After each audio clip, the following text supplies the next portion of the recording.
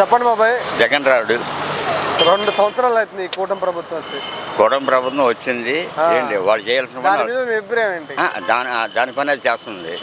దాని పని అది చేస్తుంది ఏంటి.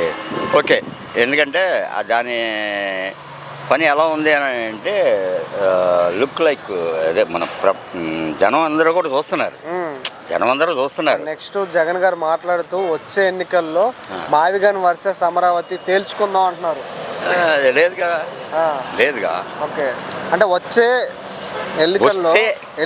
ఎన్నికల్లో మావిగన్ అనే అంశం మీదే వస్తాను, దాని మీదే స్టాండ్ తీసుకుంటాను, దాని మీదే నిలబడతాను. సరే ఒకటే, ఎందుకంటే పొలిటికల్ గురించి మనకి పెద్దగా తెలియదు.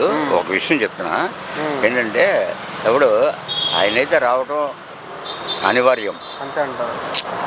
అనివార్యం. ఒకవేళ నేను వస్తే అమరావతిని తీసేసి మావిగన్ అనే 3 చోట్ల రాజధాని, అందుకనే మరి ఇప్పుడు ఆయన్ని తీసి డెవలప్ చేస్తాను అంటున్నారు. తీసి పక్కన పెట్టేసింది. ఎందుకంటే ఏంటి, ఇప్పుడు ఇంతకంటే సిగ్గుచేటనే విషయం ఏం లేదు. ఏంటి ఇంత ఘోర పరాభవం. అంటే ఆయన ఏమంటున్నారంటే అమరావతిలో మొత్తం స్కామ్లే జరుగుతుంది, స్కామ్ లేని రాజధాని కావాలంటే మావిగనే బెటర్ అంటున్నారు. స్కామ్ లేని రాజధాని, స్కామ్ లేని రాజధాని. రూపాయి తినకుండా ఎవడు పనిచేయడు, రూపాయి తినకుండా ఎవడు పనిచేయడు. కానీ రూపాయి తిని పని చేసేవాడు కావాలి. ఓకే, రూపాయి తిని పని చేసేవాడు కావాలి. అంటే ఈ ప్రభుత్వం వచ్చి మంచి జరగట్లేదని కూడా జగన్ గారు అంటున్నారు. అది నిజమేనా? ఆయన గారు అంటున్నారు. ఏంటి ఆయన గారు ఎక్కడున్నారు? ఆయన గారు ఎక్కడున్నారు?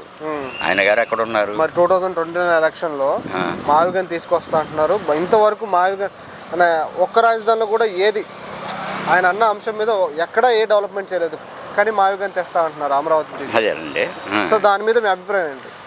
నాకైతే అది ఏం లేదండి.